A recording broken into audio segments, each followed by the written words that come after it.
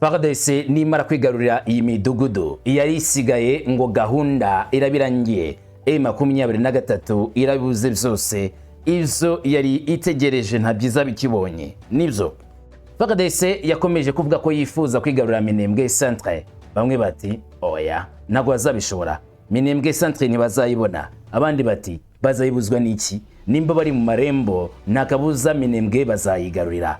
Imisozi nakubwira yuko strategique cyane, imisozi y'ingenzi cyane ku mirongo y'imbere ku rugamba.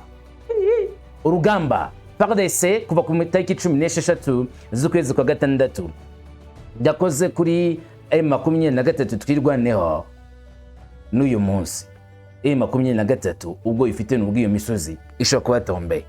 Hari ikintu FARDC ivuga, iravuga yuko nayo ubwayo kuko ishaka kwinjira muri Minembwe irakoresha utumaniye litos, irakoresha amayeri yose maze inza zigana muri Minembwe bazibone.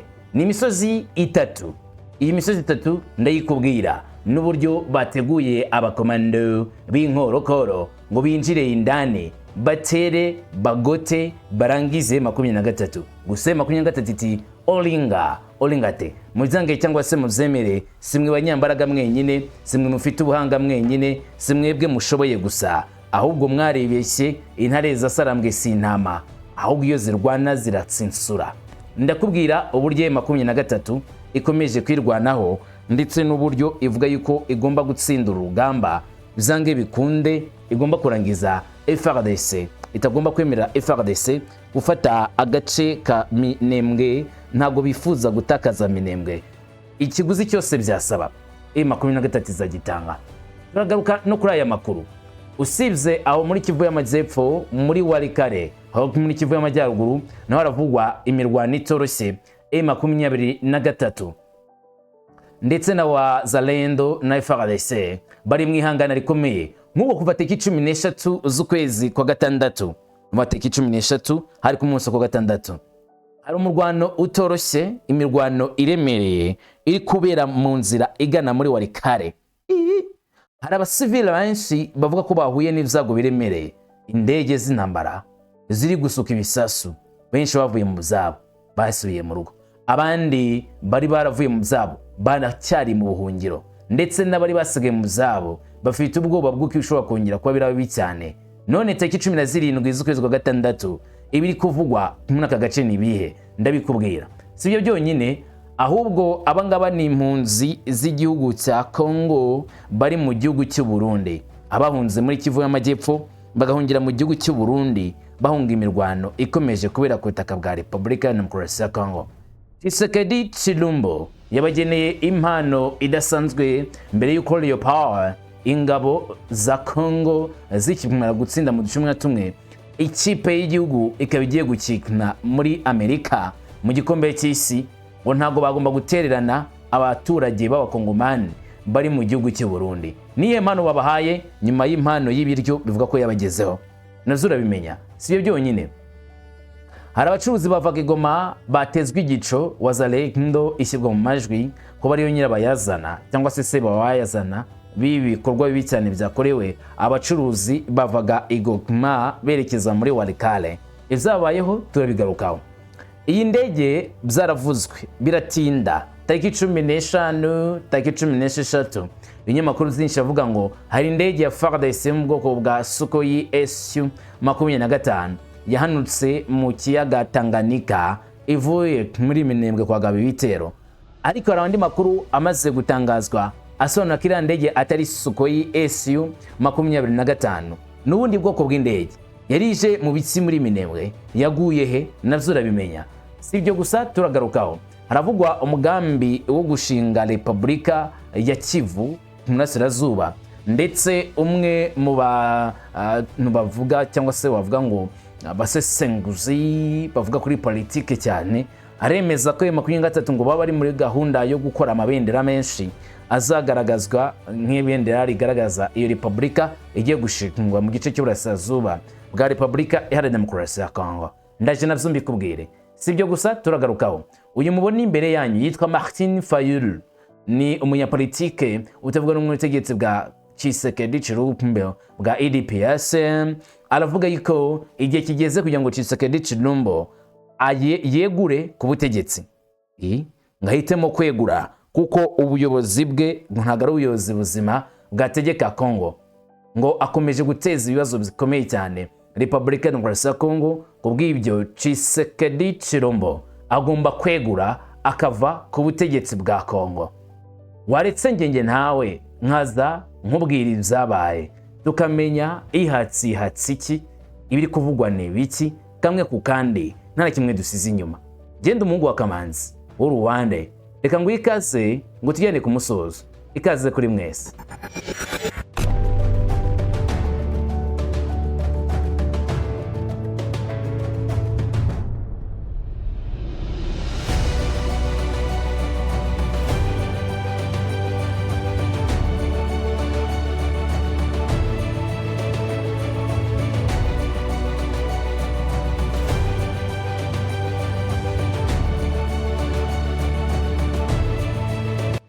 Maze unyemerere duhere ku mirongo y'imbere ku rugamba ari kuvugwa intambara itoroshye M23 twirwaneho bahanganye nayo, intambara idasanzwe bari guhanganamo na Wazalendo kimwe na FARDC mu bice by'Uburasirazuba bwa Repubulika ya Kongo, ariko muri Minembwe ni urugamba rutoroshye ruri kuvugwa mu mbaraga. FARDC irashaka kwigarurira Amadegu centre n'uba Minembwe centre bakoresheje uburyo buri strategique. Ibuka uburyo Minembwe iteye. Minembwe na gace kari rwagati y'udusozi kuko iri muri Haut Plateau. Amakuru aremeza yuko FARDC barangije gufata Mikenge, barangije gufata Kalinji ndetse na gace kagakenge bakoreramo, novuga ngo ibice bitatu utera indani muri Minembwe bari gushaka uburyo bukomeye. Tariki 16 z'ukwezi kwa gatandatu kuva masaha gitondo byavuzwe ko ari ibitero byinshi cyane byagabwe mu gice cya Ilundu. Ilundu ni mu majyepfo y'agace ka Mitenye, ahaturaga ibisasu biremereye cyane bya FARDC na Wazalendo bagaba indani kuri position za 23. Byumve gutya, agace ka Ilundu kagabweho ibitero bikomeye bya Sukhoi Su-25 mu minsi ishize, ariko position za M23 ntabwo zashize. Hari impamvu ebyiri zatumye M23 ikomeza kugirayo position zabo kandi zikomeye. Impamvu ya mbere, M23 yamenye amanyanga ya FARDC yo koresha izi ndege z'indwanyi za Sukhoi ndetse na drone, kuko ari kugira ngo M23 ihite ihunga gace ka Ilundu bavane yo position zabo zorohere FARDC n'Abazalendo guhita binjira muri Ilundu. Kwinjira muri Ilundu bigagufungurira amarembo yo kugana neza mu duce tubiri turi strategique cyane, usa nk'uwinjira muri Madegu unyuze mu gice cya ruguru. Rero M23 ntabwo yavyemeye gutakaza ako karere cyangwa se gutakaza iyo position yo muri Ilundu, bakomeje kwishikamaho. Niko bimeze muri Gitavi M23 nihagenzura nge nawe turabizi. Gusa ariko nubwo ari ihagenzura, hari abasirikari ba FARDC baturuka muri Kituriro ya kabiri bashaka kwinjira muri Gitavi. Abasirikari baje baguta imisozi igera kuri 3 ndaza kugarukaho kugira bakunde bigarurire aka gace ka Gitavi kali strategique, kuko ari wari icyo twavuga ngo ibirindiro bikomeye zatwirwaneho zo kugota Minembwe yose cyangwa se kuzenguruka Minembwe ba umutekano Minembwe. FARDC rero yagerageje bishoboka byose inyuze muri ako gace, inyura na Kalingi yagaba bitero sayange gusa, ahubwo dore ibyanditswe.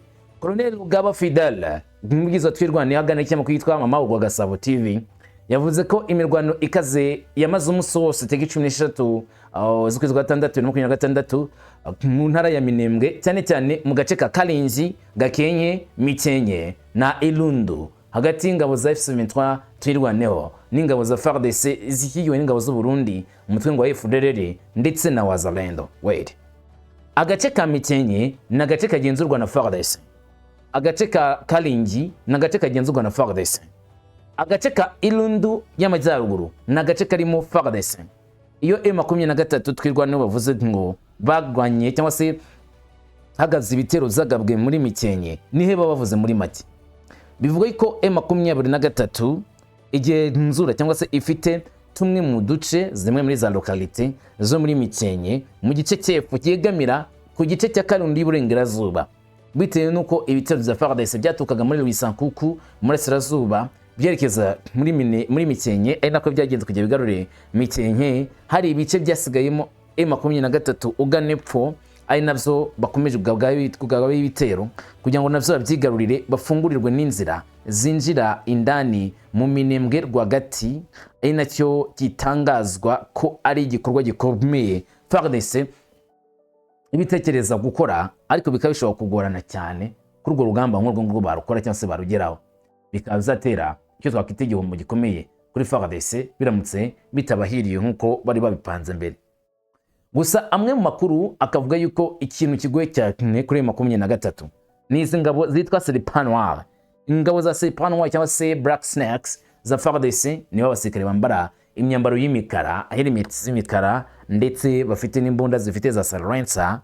Amakuru yemeza ko aboherejwe banyuze muri Rwisankuku bagahita binjira muri Mikenke, ndetse amakuru yemeza ko tariki 16 hari abasirikari babarirwa nko mu ijana babonetse binjira muri Mikenke baturutse Poezelo bazamuka Rwisankuku kugira ngo bajye gutanga renfort kuri bagenzi babo.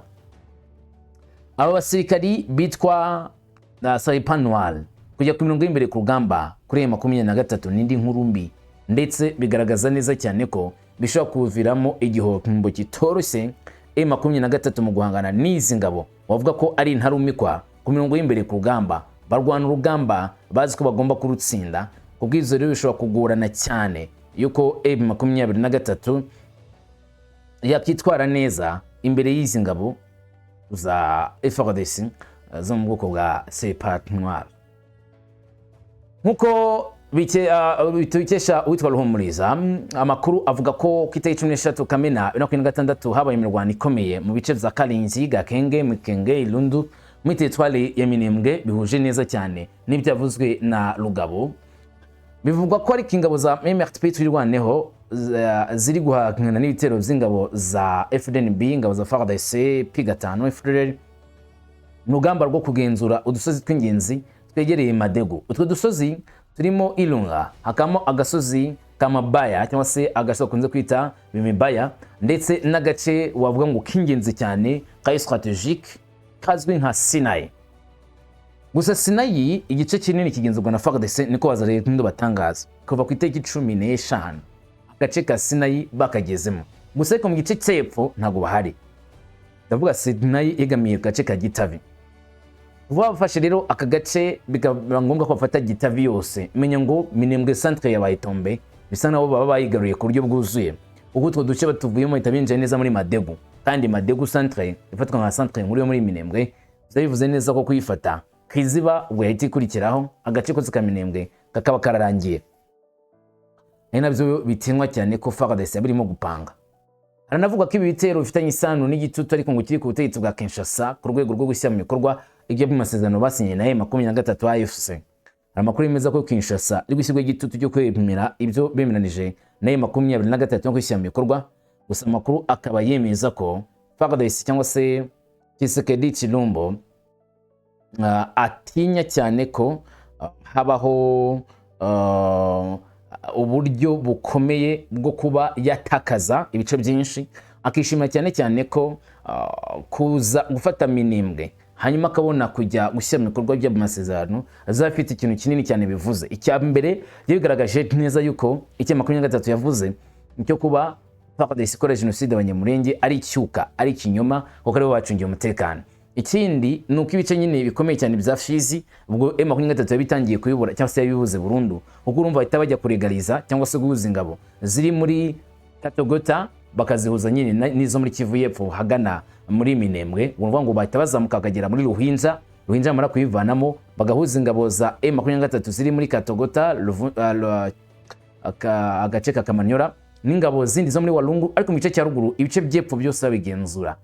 Si ikibazo ni kimwe gusa, imaze kubona izo nsinzi cyangwa se imaze kubona ubwo buryo bw'imirwanire ishobora kwirengagiza gukomeza kurwana, maze kemera yuko M23 bagiye kuganira bakaza guhuza bakavamo kuvanga n'ibindi, cyangwa bavuze bati turanyotewe insinzi twayibonye tugiye gukomeza kurwana paka Bukavu na Goma tuyivanyemo ntabyo guhagarara.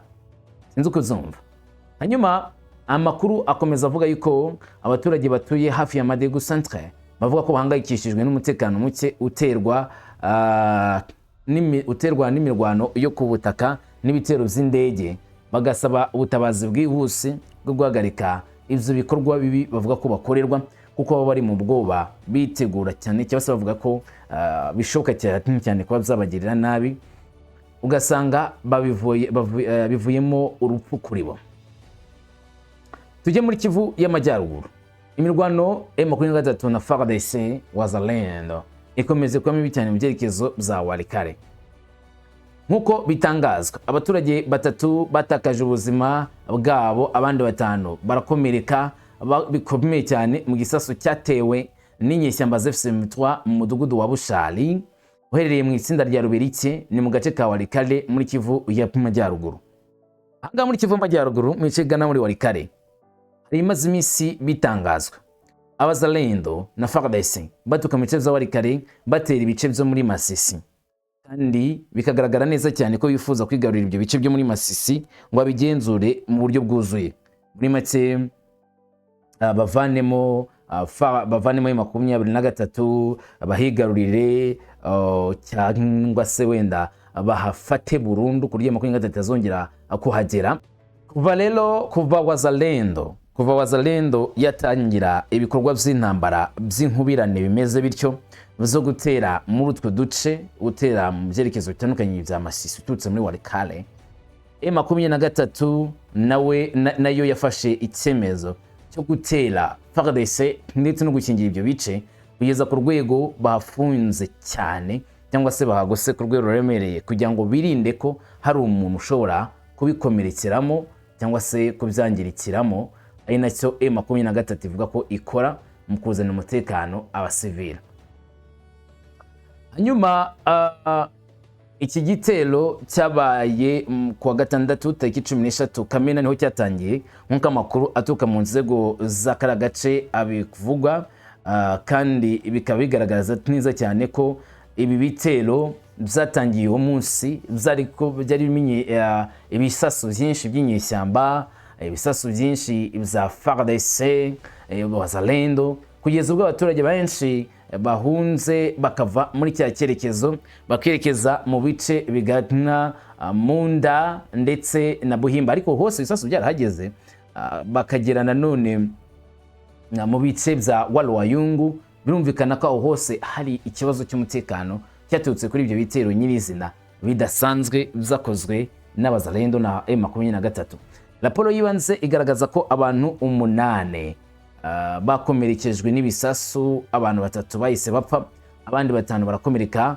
Aba banyuma bayimuriwe mu kigo nderabuzima cya Mungazi kugira ngo bavurwe bwa mbere yuko boherezwa mu bitaro bikuru za Kibwa kugira ngo bahabwe ubuvuzi busumzeho ubwo bari baherewe mu kigo nderabuzima cya Mungazi. Igitero gishya cyateje ubwoba kandi abaturage bo muri ako gace, abahinzi benshi bo mu mirima ya Mushali ndetse n'ibikorwa byabo by'ubuhinzi byahise bisa nkaho bihagaze, deko benshi bahise bahunga kubwo kuhisha amagara yabo, abandi batinya ko ibisasu byabagwaho. Birumvikana imirimo itihagarara ndetse bimwe mu bikorwa byabo birangizwa n'ibisasu, bavuga bati ibintu birakaze reka tuduhunze. Ariko FARDC nayo ikavuga ko ari ngombwa, ubwo ni nayo na Wazalendo kugira ngo bakore ibishoboka byose kandi bakore uko bishoboka bahangane, ariko bikagaragara neza cyane ko hari ikintu cyo gutekerezwa. Nk'ubwo urugamba rukwa muri ako karere rikuba mu gihe mu gice cyepfo ugana muri Rubaya naho ibisasu byinshi bikomeje kumvikana, FARDC bashaka gutera ngo binjire indani muri Rubaya. None aka gace nako gahigamiye kuri Buhimba, kandi Buhimba ni imwe mu nzira zigana cyane muri Rubaya, bisa naho n'ubundi bashaka gufungura indi axe yahura na ngenzi iturutse muri Kinigi bagabira indani muri Rubaya. Ubwo simba bumva neza ko iyi mirwano akenshi isa naho hari umupangu FARDC ibifite yo na Wazalendo, ariko M23 nayo ikaba iribona neza ko ari ngombwa gushyiraho uburinzi bukomeye kugira ngo irinde Rubaya. Rubaya ni agace ke strategique cyane, ubukungu gakenewe n'abanyamahanga, gakenewe na Kongo ku buryo bwihariye. Mu gihe imirwano n'ibibazo by'umutekano bikomeje mu duce twinshi two mu gace ka Walikale, abaturage bakomeje kwibasirwa n'umutekano muke, bikaba byagira ingaruka zikomeye cyane haba ku bantu ndetse no ku bukungu nyirizina. Enazo benshi bahera bavuga yuko ubu ngubu hari ikibazo gikomeye gishobora kwibasira abasivile. Tugaruke kuri za mpunzi zi guhabwa umusada mu gikombe cy'isi kigiye kuba kiri gukinirwa muri Leta Zunze za Amerika, aho Leopard ingabo abakinnyi bo muri province ya Congo bazaba bari guhatana kuva ku munsi w'ejo bangana na Portugal, kandi bakaba bazaba bari gukora ibishoboka byose ngo batsinde intambara cyangwa se batsinde urugamba rujyanye no kwigarurira cyangwa se gufata igikombe, guhabwa igihombe. Bwana nagura bameze nk'urugamba, ariko ne bagomba kumenya ko atari bonyine, bari kumwe n'abakongomani bose barimo n'impunzi. Dore uko bimeze. Perezida wa Repubulika ya Demokarasi ya Kongo Felix Tshisekedi Tshilombo yafashe icyemezo cyo gufasha impunzi z'abanyekongo ibihumbi zo mu nkambi zo mu Burundi gukurikirana igikombe cy'isi cyose cya 2026 binyuze mu mugambi wihariye w'ubufatanye bw'ibihugu zombi,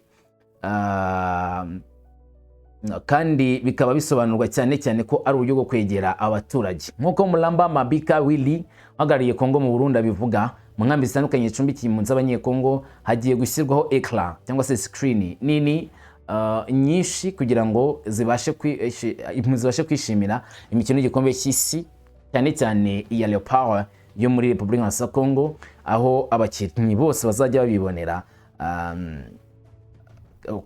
bibonera uburyo ikipe yabikina muri kariya gace muri Amerika, nabo babikurikirana kuri ecran, kandi bakabona uburyo insinzi nimbibonetse yabaye batebwe mu makuru gusa ngo babyiboneye mu buryo bwo kugaragariza umutima, kugira ngo rero ngo imikino igaragazwe neza uko bishoboka kose. Ibikoresho byo guhuza Starlink zitandukanye bizatangiye kugezwa muri cya gihugu cy'u Burundi mu nkambi, kandi bigomba kuhita bicomekwa by'ako kanya. Iyi gahunda yerekejwe no gutanga imyenda 600 ya Leopard yatanzwe n'umukuru w'igihugu ku mpunzi z'abanyekongo ziba mu nkambi z'Abarundi. Nimvuga imyambaro 600 wumve jazz, imyambaro y'abakinnyi ihabwa abasivile cyangwa se mu ziri mu nkambi ngo bifatanye n'igihugu cyabo muri iyi mikino, kandi bongere bumve ko umutima wabo abakongomani b'Kinshasa uri kumwe nanone n'umutima w'abari mu nkambi z'impunzi hariya i Burundi. Hanyuma binyuze muri iki gikorwa, abayobozi ba Kongo bagamije gufasha imiryango yakuwe mu zabo n'amakimbirane muri Burasirazuba bw'igihugu gusangira amarangamutima y'iyi mikino y'amateka ya DRC mu gikombe cy'isi cya 2026, nubwo bari mu buhungiro, bakumva neza yuko batari bonyine, ahubwo bari kumwe nabo mu gihugu cy'iwabo, muri make bakibitayeho. Iki gikorwa cyashyizwe ku nsanganyamatsiko igira iti abantu bamwe, igihugu kimwe, ibyiringiro bimwe, binagamije kwibutsa buri wese ko impunzi z'abanyekongo zikiri igice cyuzuye cy'igihugu, kandi ko imimerere yazo idakwiriye kwibagirana, bakwiriye gukomeza kwitabwaho nka bene igihugu ba Repubulika Iharanira Demokarasi ya Kongo, kandi bikaba bizatanga akanyamuneza, kandi bikongera gushimangira ubufasha, ubufatanye, guhuza umutima ndetse n'ibikorwa. Nubwo turi mu buhungiro, ikipe Leopard yaduhuje kandi turi hano. Uyu ni umudiplomate wa Kongo ati itangazamakuru ry'imikino rizabera mu nkambi 9 z'impunzi ndetse no muri Bujumbura mu Burundi mu gihe cyose kiri rushanwa. Ibi bikaba rero bizatangajwe n'uyu mudiplomati wa Kongo, ashimangira cyane ko biteguye gufatanya n'abaturage b'Abakongomani bari mu bice bitandukanye by'u Burundi, bikaba bizatuma igihugu cyongera kunga ubumwe ndetse no kumva ko bari abatatererana. kuko hari igihe bavugaga yuko enda bateranywe n'igihugu cyabo, bagomba rero kumva ko igihugu cyabo kibitayeho. Abacuruzi bavaga igoma batezwe igico, Wazalendo ishyirwa mu majwi kuba ariyo nyirabayazana w'iki gikorwa gikomeye cyabaye muri kiriya cyerekezo cya Kivu y'Amajyaruguru. Umudugudu cyangwa se abacuruzi baturuka igoma berekeza Walikale nibo bagabweho igitero cy'intwaro mu gitondo cyo kwa kabiri tariki 16 Kamena Ilukoma muri Glupoma ya Ruberike mu gace ka Walikale ho muri Kivu y'Amajyaruguru. Kandi byo kongera kuzana nanone ubundi bwoba kuri benshi baturiye muri karakarere. Nkuko amakuru asanzwe bivuga, iki gikorwa cyabaye hagana saa 2 za mu gitondo. Abaguye muri icyo gikorwa bari baraye ikashebere mbere gukomeza urugendo rwabo, bafashwe n'abantu bitwaje intwaro bakekwa kuba abarwanyi ba Wazalendo bo mu misozi wa Macumbi. Abagabo igitero basahuye mu buryo butunguranye amaduka n'abatwara taxi za moto bari batwaye. Abagabaga igitero batwaye kandi ibicuruzwa byinshi, telefone zigendanwa ndetse n'amafaranga menshi, kandi bikaba bivugwa yuko ibi byanyazwe bifite agaciro kenshi, cyane ko nyine hari ibicuruzwa by'ibijyanywe muri Walikale biturutse Goma. Ubuhamya bwakusanyijwe bw'abahohotewe bugaragaza ko abakoze icyo gitero bari bitwaje intwaro z'intambara mbere yo guhungira mu ishyamba, banakoreye abacuruzi benshi n'abashoferi ba taxi ibikorwa by'iyicarubozo n'ihohoterwa. Kandi nubwo habayeho igihombo n'ihungabana, abacuruzi ngo bakomeje urugendo rwabo berekeza muri Walikale centre, nubwo bimwe nyine birumvikana byatwawe n'aba barwanyi babagabye igitero kandi bakabambura. Iki gitero giherutse cyongeye impungenge z'umutekano ku ruhande rwa Kashebere mu Ngazi, cyane cyane mu gace ka Lukoma. Mu mezi ashize none habaye ibindi bitero, bimwe byagiye bivugwamo M23, ibindi gashyirwamo Wazalendo nk'abanyirabayazana b'ivyo bitero.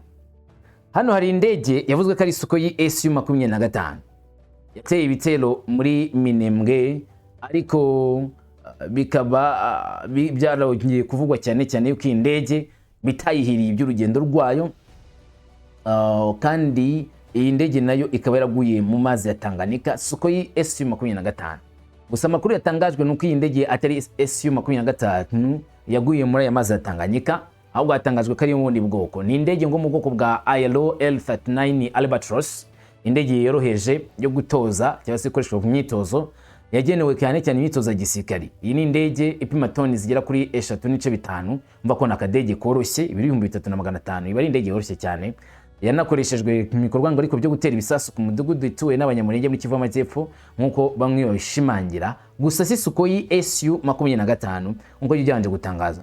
Iyi ngibi binavuga yuko ariko kandi harimo ikindi kibazo cyagaragaye kuri iyi ndege, kuko mu mashusho yashyizwe hanze iyi ndege humvikanamo abavuga ururimi rw'Ikirusiya. Ibyo ngiye kwibazwa niba mu ndege za Kinshasa haba harimo abashoferi cyangwa abapilote bakoresha ururimi rw'Ikirusiya. Ubwo bavuga ko byaba bisobanuye ko hari abacyanshuro bo mu Barusiya bari muri Congo. Ari nacyo gikomeje gutuma benshi baza inkomoko nyayo y'aya mashusho, niba ari ku butaka bwa Congo nyirizina cyangwa se ahandi hantu muri rusange, muri nkuko nyine bigarukwaho kenshi. Gusa tujyakomeza kurikirana iby'iyi nkuru. Iyi ndege nibyo ntabwo irasobanuka neza 100%. Gusa ikimaze gusobanuka nuko atari Sukhoi, ari iriya Albatros. Tujyakomeza kubisobanukirwa rero none yari iri hehe, byagenze gute, tuzabimenya wenda makuru ya chata. Haravuga rero umugambi wo gushinga leta yigenga. Si ubwa mbere wakumva ibivuga yuko hari gahunda gushinga leta ya Kivu y'Amajyaruguru, nako se Kivu muri rusange, uza Kivu y'Amajyaruguru na Kivu y'Amajyepfo.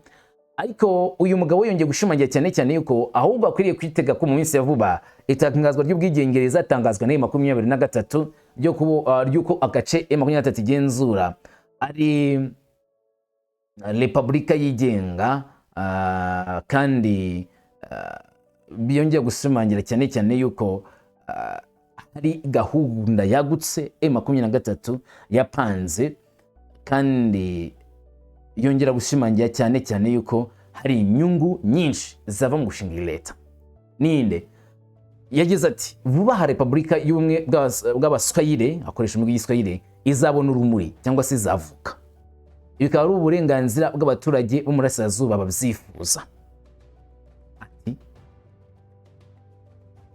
amabendera arimo gucapwa vyerekeye Republika nshya y'Iburasirazuba izabuza amajyaruguru ya Kivu ndetse na Kivu y'Amajyepfo, Maniema na Ituri. Uyu ni witwa Mundeke uvuze amagambo arongeraho ati Tshisekedi ntafite uburenganzira bwo gukomeza kudurumbanya Republika ya Demokarasi ya Kongo. None ubwo uyu mugambi wo gushinga leta yigenga M23 ifite izawugeraho. Martin Fayulu ni umunyapolitiki utavuga n'ubutegetsi bwa Kinshasa. Uyu akaba ashimangira cyane ko uzange bikunde Tshisekedi Tshilombo agomba kuva ku butegetsi. Minsi ishize yari kwigaragambya muri Kinshasa maze ahura n'ivyago akomerekera muri iyi myigaragambyo. Yongeye guteguza umwigaragambyo uzeguza Tshisekedi Tshilombo nta mananiza. Batavuga n'ubutegetsi batangaza ko ku ya 8 Nyakanga hazabera urugendo rw'inama ku ngoro y'igihugu basaba ko Felix Tshisekedi Tshilombo yegura ubutegetsi kubera ubugambanyi bwe. Uyu Martin Fayulu ashimangira cyane ko Tshisekedi Tshilombo nta cyamareye igihugu ahubwo akomeje kukigambanira kugeza ku rwego ngo ice cy'Uburasirazuba ngo kigaruwe n'Abanyarwanda bakari gupanga gukora balkanization. Ngo ni umugambi Tshisekedi Tshilombo ngari moda. Martin Fayulu avuga ko intambara ya 23 impamvu itarangizwa ari ubugambanyi bwa Tshisekedi. Kubw'ibyo abaturage bakuriye kumwamaganira kure bamuvumira ku gahera. Nawe ni kubibona Tshisekedi Tshilombo ni umugambanyi w'igihugu cye koko atari ku butegetsi M23 baba barayitsinze. Ngiri kubyumva muri comment. Ngubwe neza amahoro mishana mirwe kuri wowe. Salam shalom.